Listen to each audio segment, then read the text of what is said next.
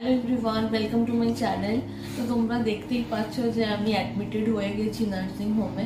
27শে November, জানি না ব্লগটা কবে আপলোড করতে পারবো, আমি তবু ডেটটা বলে দিলাম। হঠাৎ করে এমার্জেন্সিতেই ভর্তি হয়েছি আমি। তো আমার 9 মাস চলছিল, মোটামুটি সবই নর্মাল ছিল। আর কয়েকদিনই ডেটের এদিক ওদিকের আগেই আমাকে ভর্তি করতে হলো আর কি। আর এখন বাজে রাত্রি 12:30। আমি 5টার দিকে এসেছিলাম, ওয়াটার ব্রেক শুরু হয়ে গেছিল বিভৎস বাড়িতেই। তো তড়িঘড়ি করে ওই জন্য এমার্জেন্সিতে ভর্তি করানো হয়েছিল। ওরাই বললো যে আজকে অ্যাডমিট করে নিতে, কালকে আমার ওটি হবে 28 তারিখ। তো আজকে আমি আর ডিটেলে সেরকমভাবে কিছু বলছি না, তোমরা ব্লগটা দেখতে থাকো। আমি ধীরে ধীরে সব কিছু তোমাদের সাথে শেয়ার করব। আপাতত ওরা আমাকে চ্যানেল করে দিয়ে গেছে। আর এখানে দেখো, এখানে হাতে একটা টেস্ট হয়েছে, এটা অ্যালার্জি টেস্ট। আমাকে যে ওষুধগুলো দেওয়া হবে সেগুলোতে কোনো আমার অ্যালার্জি বা রিয়াকশন হচ্ছে কিনা বা হবে কিনা সেটা জানার জন্য এই টেস্টটা করা হয়েছে। আর এই প্রথমে এই হাতে চ্যানেল করেছিল, তো পায়নি, তারপরে ডান হাতে করেছে। আর রাতে ডিনার আমাকে নর্মাল ডায়েটেই রেখেছে, ডিনার আমি করে নিয়েছি। আবার 2টোর সময় আমাকে একটা লিকুইড দেবে, স্যুপ টাইপের কিছু দেবে। তো সেটাই আমার লাস্ট খাবার হবে। লিকুইড আর সলিড সব ওখানেই স্টক হয়ে যাবে আজকের পর, দিয়ে কালকে আবার ওটি। তো সবাই আমার জন্য উইশ করো যেন আমার সবকিছু নর্মালি হয়ে যায়। ডক্টর এসেছিলেন, এসে দেখে গেছেন, সবকিছু নর্মালি আছে বলেছে। তো আর আমার একটু ঠান্ডাও লাগছে আর হালকা টেনশনও হচ্ছে। তো আমি আর বেশি কিছু বলছি না, সবকিছু নর্মালি হয়ে যাক, তোমরা সব দেখো, তারপর আমি আস্তে আস্তে সবকিছু তোমাদের সাথে শেয়ার করবো। এখানে আমি তোমাদের সাথে হেসে হেসে কথা বলছি ঠিকই, কিন্তু আমি জানি যে সেই সময় আমার মধ্যে কি চলছিল। আর আমাদের মধ্যে মানে কোনো রকম কোনো ধারণাই ছিল না যে ওই দিন আমরা ভর্তি হতে আমি ভর্তি হতে পারি বলে, বা পরের দিন আমার ওটি। কোনো রকম কোনো প্রিপারেশন ছিল না। জাস্ট 2 দিন আগে আমি আমার হসপিটাল ব্যাগটা গুছিয়েছি। আর তোমাদেরকে প্রথমেই বললাম যে 27শে নভেম্বর আমি ভর্তি হয়েছি। 27শে নভেম্বর আমাদের অ্যানিভার্সারি ছিল, ম্যারেজ অ্যানিভার্সারি। তো সেই জন্য বাড়িতে টুকটাক একটুখানি খাওয়া দাওয়া চলছিল, আর টুকটাক নর্মাল সব কিছু নর্মালি ছিল। আর দুপুরবেলা আমি ঘুমোচ্ছিলাম, তো হঠাৎ করে ঘুম ভেঙে যায় আমার, পুরো বেড আমার ভিজে গেছিলো জলে। তো প্রথমে আমি বুঝতে পারছিলাম না যে এটা কি হচ্ছে আমার সাথে। আমি দাঁড়াচ্ছিলাম আর হু হু করে জল চলে আসছিল, আমার পুরো ফ্লোর ভিজে যাচ্ছিলো, পুরো জামা কাপড় ভিজে যাচ্ছিলো। তো আমি খুব বেশি টেনশন করছিলাম, কারণ কি ওয়াটার ব্রেক হয় আমি শুনেছি, কিন্তু সেটা যে আমার সাথে হচ্ছে সেটা আমি বুঝতে বুঝতে অনেকটা বেশি দেরি করে ফেলেছি। আর আমার মা এসে আমাকে খালি বসিয়ে দিচ্ছিল যে তুই বস, দাঁড়াস না, দাঁড়ালে আরও বেশি হবে। তো সঙ্গে সঙ্গে এমার্জেন্সিতে ফোন করা হয়েছিল, ওরা বললো যে আপনারা পেশেন্টকে নিয়ে সঙ্গে সঙ্গে চলে আসুন।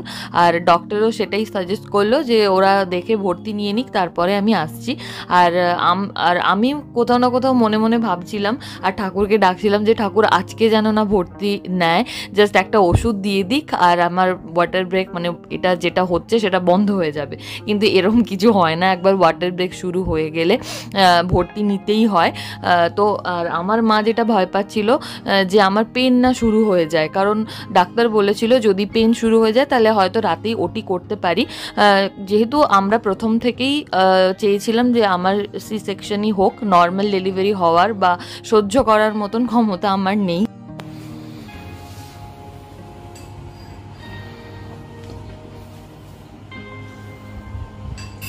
এখন বাজে রাত 2:05, আর এখন ওকে দিয়ে গেছে স্যুপ।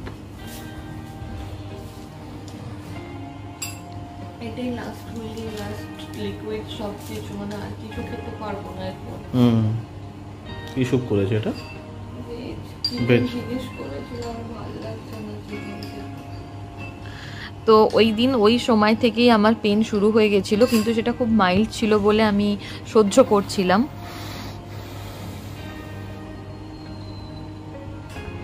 কেমন করেছো? ভালো? না না, তুমি খাও। তো এখন বাজে সকাল 6:20, আর সকালবেলায় ওকে থাইরয়েডের যে ওষুধটা থাকে খালি পেটে, সকালে যে থাইরয়েডের ওষুধটা খালি পেটে থাকে সেটাও খেয়ে নিয়েছে, এখন গেছে একটু ওয়াশরুমে। কালকে সন্ধ্যে 7টার সময় একটা ইঞ্জেকশন ছিল, ওটা জাস্ট 12 ঘন্টা পরে এখন অলমোস্ট 6:45-এ বলে গেল যে আরেকটা ইঞ্জেকশন দেওয়া হবে কোমরে। ওটা কালকে দিয়েছিল ডান দিকে, এটা বাঁ দিকে দেওয়া হবে। রাতে মোটামুটিও ঘুমিয়েছে, 2-3 ঘন্টা ঘুমিয়েছে। রাত 2টোর দিকে একটা স্যুপ এসেছিল, তো স্যুপ খাওয়ার পরে 2-3 ঘন্টা ঘুম হয়েছে। এখন রেডি করবে ওরা, একটু পরে ওটিতে নিয়ে যাবে। 8:30-তে ওটি আছে। একদম সকালের ভিউটা তোমরা দেখতে পাচ্ছ। এটা হচ্ছে ভাগীরথী নেউটিয়া নিউ টাউনের 7th ফ্লোর।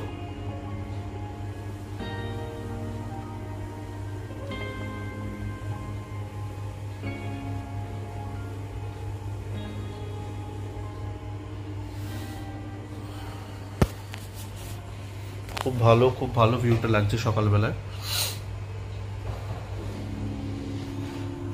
গুড মর্নিং, কেমন লাগছে বলো?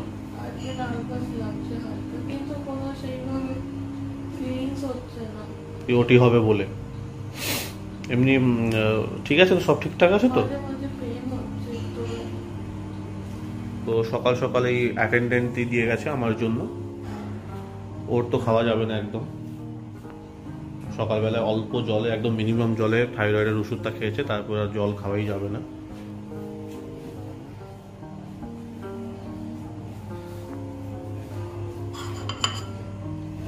যখন চা হয় ট্রেনে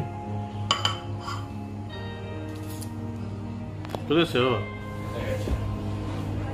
সাপোর্ট করছে মাগো মাগো।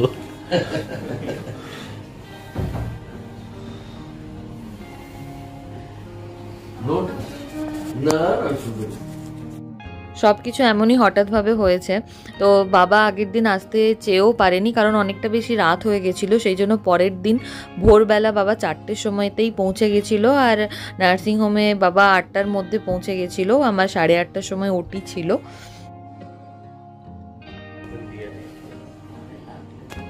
আমি রেখে দেবো,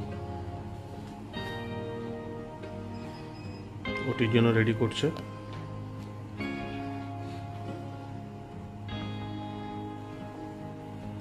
টেনশন হচ্ছে না তো?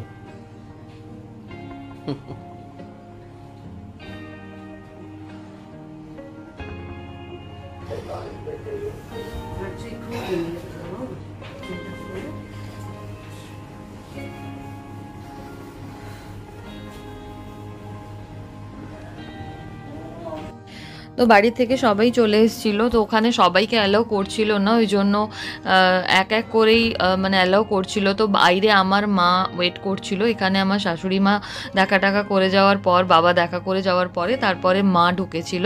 আর তখন অলরেডি আমার পেন প্রচণ্ড শুরু হয়ে গেছিলো, আর পেনটা হচ্ছিল থেমে থেমে, মানে প্রথম 5 মিনিট পেন হচ্ছিল এবং সেটা অসহ্য হচ্ছিল। আমার চোখ মুখ দেখেই তোমরা বুঝতে পারবে যে আমি হাসছি, কিন্তু পেনটা আমার হচ্ছে আস্তে আস্তে আস্তে আস্তে। তারপরে প্রচণ্ড পরিমাণে হলো, তারপর থেমে গেল, তারপরে আবার 10 মিনিট পরে শুরু হলো। এইভাবে পেনটা মানে আমি সহ্য করেছি পুরো ওটির আগে অবধি। মানে যখন থেকে আমাকে রেডি করেছে ওটিতে নিয়ে যেতে প্রায় 1 থেকে 1.5 ঘন্টা আমি এই পেনটা সহ্য করেছি। ওটির বাইরেও আমাকে যখন অনেকক্ষণ ওয়েট করাচ্ছিল, আমি নার্সদেরকে বলছিলাম যে একটু প্লিজ তাড়াতাড়ি করতে বলুন, কারণ আমার প্রচণ্ড বেশি পেন হচ্ছে। আর ওরা বারবার বলছিল যে পেন তো হবেই, কাল বিকেলবেলা আপনার ওয়াটার ব্রেক হয়েছে, এখন তো পেন হবেই। তো আমি ওটাই ভয় পাচ্ছিলাম। আর এখানে ওটিতে আমাকে নিয়ে চলে যাওয়া হচ্ছে, তার পরের ভিডিওগুলো সেইভাবে ক্যাপচার করা হয়নি। তার কারণ অর্ঘ্য মানে আমার হাজব্যান্ড ওটিতে আমার সাথেই ছিল, ও বাইরে থাকলে হয়তো ভিডিও করতে পারতো, সেই মতনই আমাদের প্ল্যানিং ছিল।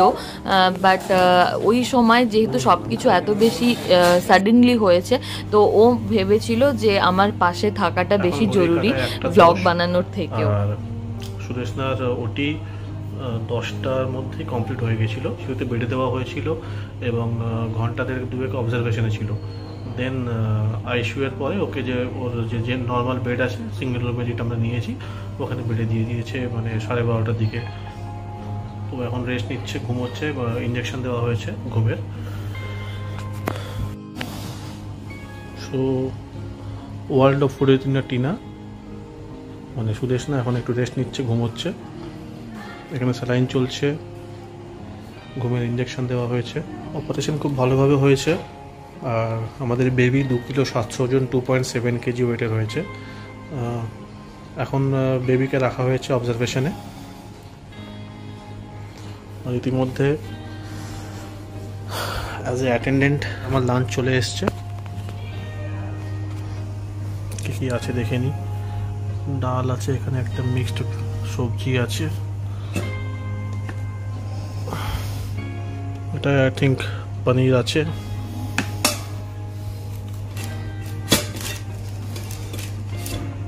রাইস আছে।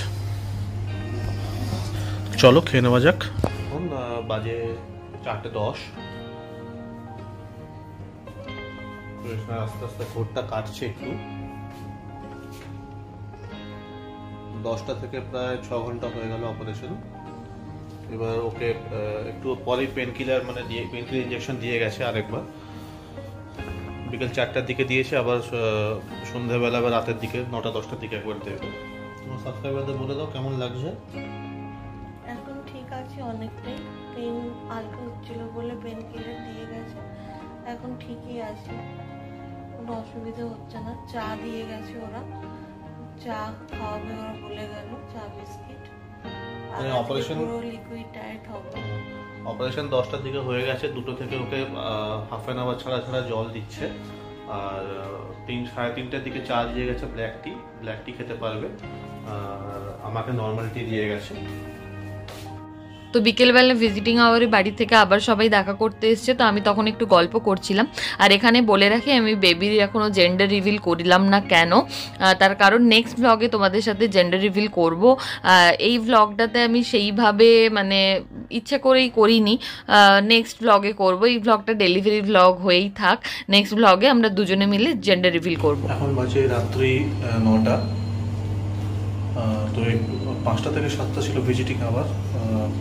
বাবা, মা, আমার শাশুড়ি মা, তারপর ভাইয়ের বউ, ওরা সবাই চলে গেছে।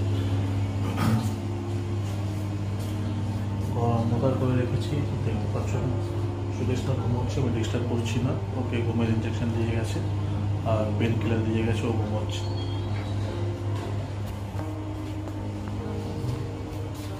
ও খাবার দিয়ে গেল, যেহেতু লিকুইড ডায়েটে থাকবে, তো স্যুপ দিয়ে গেছে। আমার জন্য জিজ্ঞেস করেছিল কি ভেজ খাবে না নন ভেজ খাবে, তো সকালে ভেজ ছিল, কালকে রাতেও ভেজ ছিল, তাই জন্য আমি বললাম কি নন ভেজ খাবো। তো এখানে আছে পোলাও আছে, আর এটাতে আছে, এটাতে বললো চিলি চিকেন আছে, আর এখানে আছে ভেজ মাঞ্চুরিয়ান আছে। তো র্যাপ করা আছে। আমি একটু পরে খাবো, এখন 9টা বাজে, 9:30টার দিকে খাবো।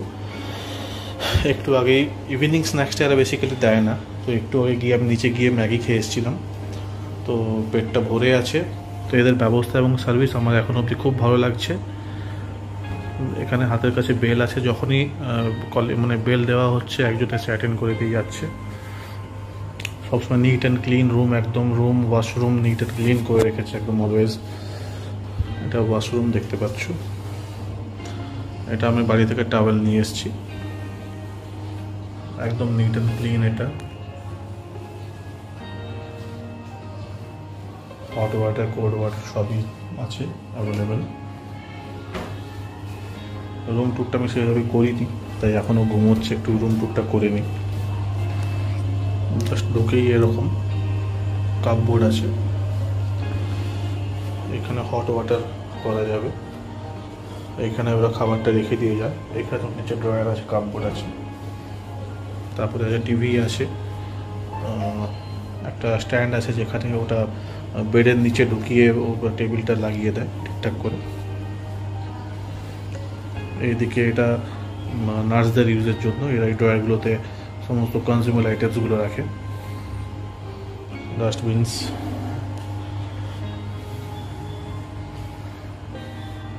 এখানে একটা আলাদা রেস্ট স্টুল আছে, এটা একটা বসার জায়গা আছে, আর এখানে আমার একটা শোয়ার জায়গা আছে, জানি না দেখতে পাচ্ছ কিনা, একটা শোয়ার জায়গা আছে। আর এখানে আছে টিভি আছে,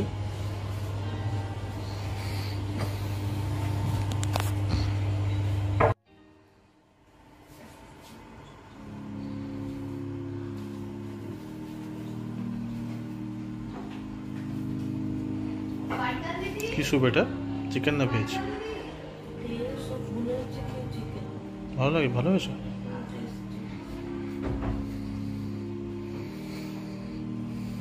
তুমি খেয়ে নাও, তারপর আমি খেয়ে নেবো। হ্যাঁ, তুমি তো ঘুমোচ্ছ প্রচন্ড। ঘুমানোর দরকার এখন না, যত ঘুমোবে তত ভালো।